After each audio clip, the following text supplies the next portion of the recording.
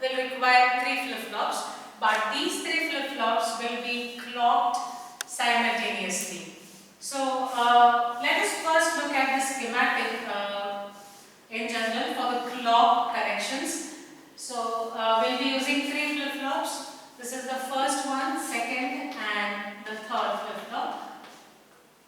Let's call the input of this as T0 and this as Q0.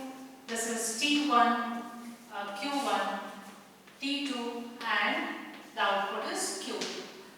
We'll assume that these 3 flip-flops are negatively edge triggered flip-flops, that is they have the clocks which will be enabled whenever they receive a negative edge.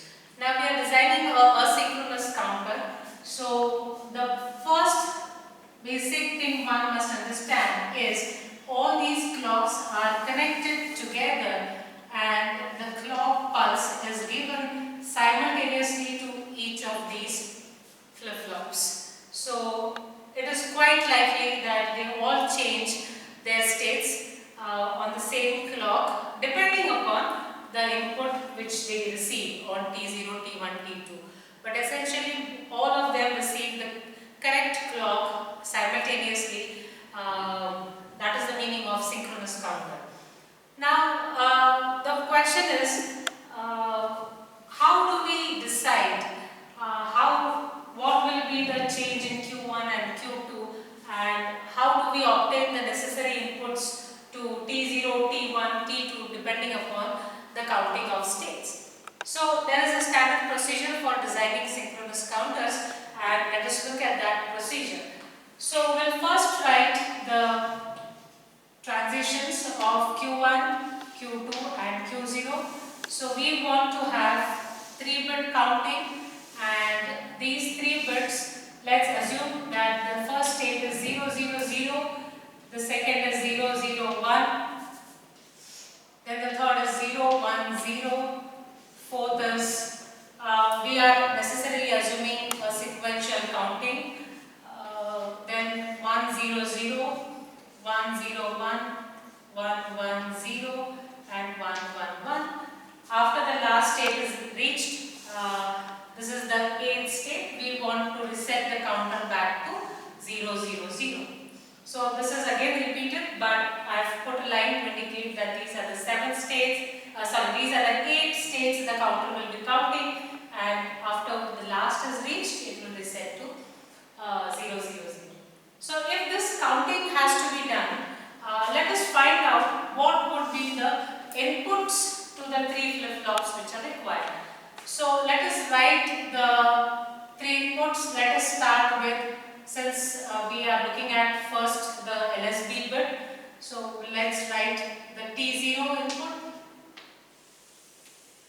So if we look at the Q0 output, then after the first state it has to toggle, so T0 has to be 1. From the second to the third, again it has to toggle, so here also it needs to be a 1. From this 0 to 1 it has to toggle, so here also it needs to be a 1. When going from 1 to 0, here also it needs to be a 1. So the T0 input has to remain a 1 continuously because the Q0 output is continuously toggling itself.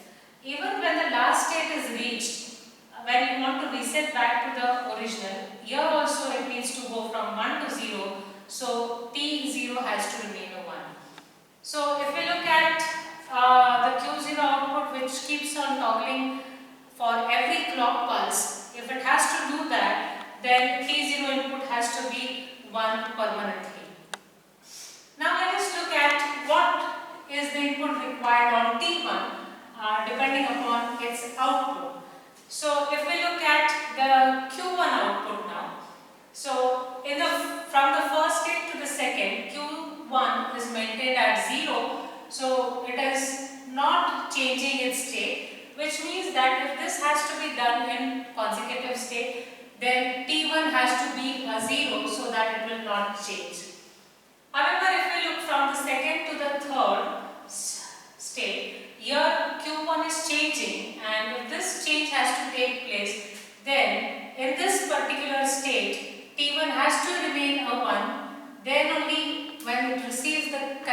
clock, it will complement itself.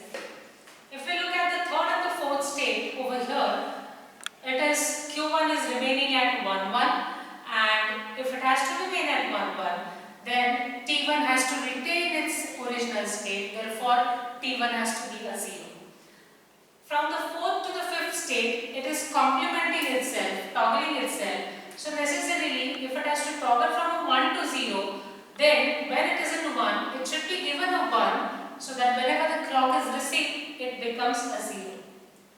From the fifth to the sixth state over here, that is 0 to 0, you will find that there is no change. That means T1 should be maintained at 0. And in this transition, where you require a 0 to 1 change, which means that T1 should be a 1. In the last 1 to 1, here there is no change, so we need to keep T1 at 0. And when we go for a reset from the last 1, 1, 1 state to a 0, 0, 0, we again need to toggle the Q1 output, so T1 must be a 1. So this is the inputs which are required to have Q1 change as per the table. Let's write what is required on the T2 input so as to obtain a change in the Q2 outputs as per this counting. So if we look at the first state, Q2 is not changing. So if there is no change, T2 must be a 0 because we don't want to complement the state. If we change, if we look at the second to the third, this is no change, so again T2 should be 0. If we look at this, there is again no change, so again T2 should be 0. Now if we look at this one, that is change from 0 to 1, this is a complementing is required, complementing input is required, so T2 must be a 1. Now if we see this 1, 1, there is no change, so T2 must be 0. Again 1, 1, retaining the state, so T2 must be 0, and again 1, 1, so T2 must be a 0. For the last, that is from the last state, if we want to reset to 0, 0, 0, then we require to complement Q2 and therefore T2 must be a 1. So what, in this manner, what we have obtained is what are the actual inputs required for T0, T1, T2, so that if they are clocked simultaneously, even then they will do this counting which is required. So now we can obtain the expressions for T2, T1 and T0. So let's draw the K map for T0. And this will be in terms of the three states. So Q2, Q1 and Q0. So 0, 1, 0, 0, 0, 1, 1, 1 and 1, 0. So 0 state 1, 2, 3, 4, 5, 6 and 7.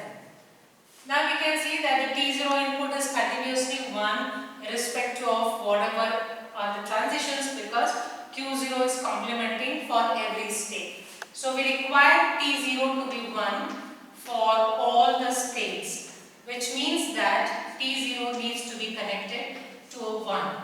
So this T0 will be connected to a 1. Now let us draw the K map for T1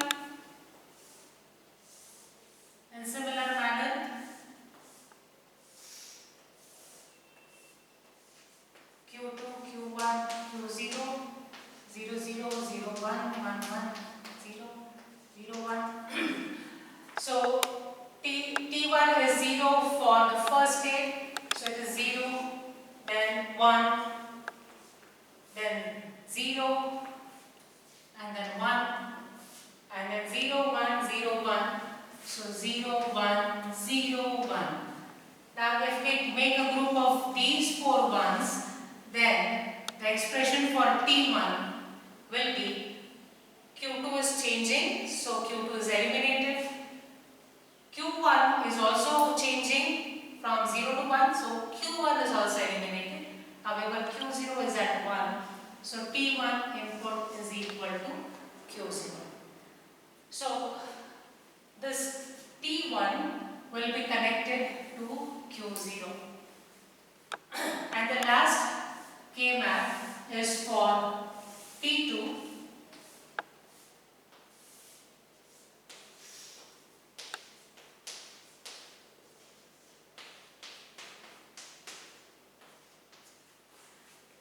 So if we look at the T2 entries, it is 0, 0, 0, 1.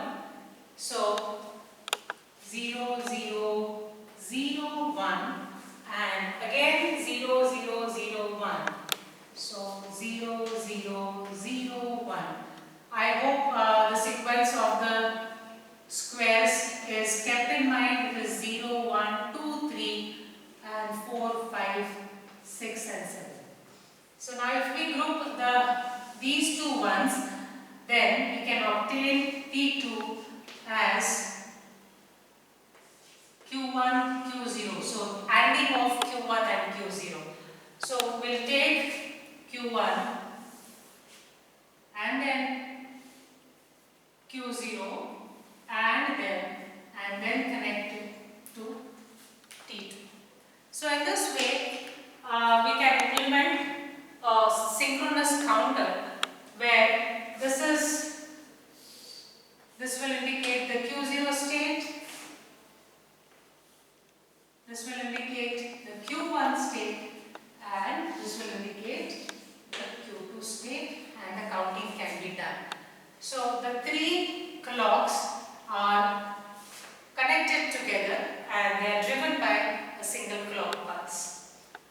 So the waveforms, the counting will take place on every clock pulse, and Q0, Q2 and Q1 will change according to this particular table, and as the clock proceeds, the counting will proceed. On the last count, it will reset back to a 0, and this is how 8 clock pulses can be counted in a synchronous manner. So the waveforms are the same as the waveforms we learned for asynchronous counter, because basically the counting is not changing. The way we have clocked the flip-flops, there is a change. However, the counting and the counts as they are progressing, since this is not changing, the waveforms do not change. The waveforms will be the same as we had drawn for asynchronous counter. Thank you.